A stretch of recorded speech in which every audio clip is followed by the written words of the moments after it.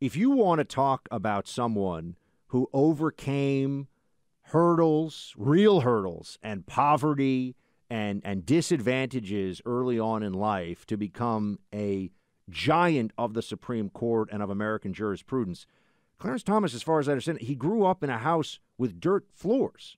He grew up speaking a kind of a local dialect in a community near Savannah that I forget the name of it, but it was known to be founded by former, freed slaves after the Civil War and came from tremendous poverty.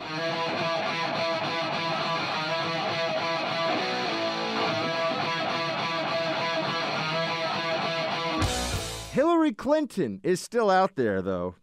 And, we're talking a little bit about Gavin Newsom and some of his possible aspirations. The unctuous governor of California, who he's slick, I will give him that. But look what he's done to that state. I can't help but remember growing up in the 80s and 90s in this country, and California was just the promised land. That's right. California was where everybody was having the most fun. It was all these beautiful people getting sunshine and loving life. I wanted to learn how to surf. Gosh, surfing looks so dangerous. When did you go to California the first time as a kid? Do you remember? Oh man, I can't even remember. I mean, I honestly didn't spend really time. I'm just talking about what you picked up from movies and pop culture. I really spent no time out there. I'm the same as you. I had never even been to the state of California until I was in college. So I made the trip out to California when I was in college, and at that time, it was the late 90s, early 2000s. That was right as the tech boom was starting off in the Silicon Valley. I had a roommate from San Francisco. We had an incredible time out there, and I was like, man, this place is amazing. And then I worked and have spent a lot of time in L.A., probably the city that I've been in the second most other than my hometown of Nashville. And it's just so disappointing to see it all falling apart. Yeah, they've destroyed the cities in California. San Diego's still doing pretty well. I've spent a fair amount of time out there. We've got a great audience in San Diego. But Los Angeles, San Francisco have just been driven into the ground by bad Democrat policies, as we all know. Same thing with New York City, although it feels like New York, I don't know, is it starting to turn the corner? We'll see. But Hillary Clinton, along with Gavin Newsom, are getting talked about these days as a possible out-of-nowhere candidate if Biden doesn't run. A lot of Democrats are going on TV to say Biden really can't do this, guys. Now, I thought that was true 2 years ago, and they still put this guy forward, and we all see what the results have been. So who knows? Democrats, the good news for the Democrat Party is it has no integrity to protect as an institution, so they'll do whatever they think will work.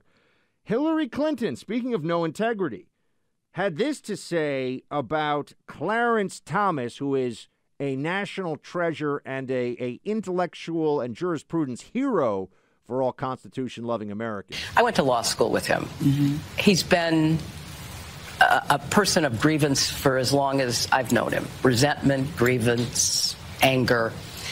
And he has signaled in the past to lower courts, to state legislatures, find cases, pass laws, get them up. I may not win the first, the second, or the third time, but we're going to keep at it. So you're saying people pay attention to this? The people he is speaking to, which are the, right-wing, very conservative judges and justices and state legislatures.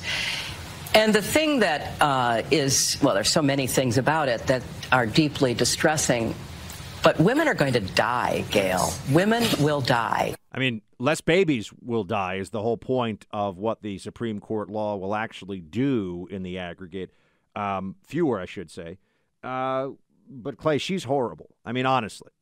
I don't think it's fair, first of all, to go back. It's been 50 years since they were in law school, and they weren't even in the same class. She didn't know him. They weren't friends. Such a cheap shot. That part is ridiculous. And let's take away Clarence Thomas's jurisprudence. He is, I believe, the most beloved Supreme Court justice inside of the Supreme Court almost there's ever been. He knows every employee, even the liberal justices. I think it was Sotomayor who just came out, Buck, and said that Clarence Thomas was an incredible guy inside of the Supreme Court. So when you actually hear people who know Clarence Thomas, his clerks, the people who work inside of the Supreme Court, whether you're the janitor or whether you're a fellow Supreme Court justice with him, he's beloved as an unbelievably likable guy. And so going back 50 years ago and saying he is filled with grievance, Clarence Thomas was, by the way, not even a conservative for much of his college years. It wasn't until I believe he got into law school that he really started to develop his own philosophy on judicial processes. And so this is all just, it's trumped up BS from Hillary Clinton, who does feel like, Buck, to me, she's angling to be back in the discussion in a big way as Biden becomes increasingly incompetent. It's also just so dishonest the way they discount. I mean, Clarence Thomas's personal story, for anybody who doesn't know, if you want to talk about someone who overcame hurdles, real hurdles, and poverty and disadvantages early on in life to become a giant of the Supreme Court and of American jurisprudence, Clarence Thomas, as far as I understand it, he grew up in a house with dirt floors. He grew up speaking a kind of a local dialect in a community near Savannah that I forget the name of it, but it was known to be founded by former, freed slaves after the Civil War, and came from tremendous poverty. Yes. He wasn't the son of university professors who raised him in Palo Alto or Cambridge, Massachusetts. He's a guy who did it all on his own, built it all, and is, honestly, his pen, I think, is the mightiest, along with Alito, of any of the justices. He's getting attacked, it seems to me. There were 5 justices in the majority.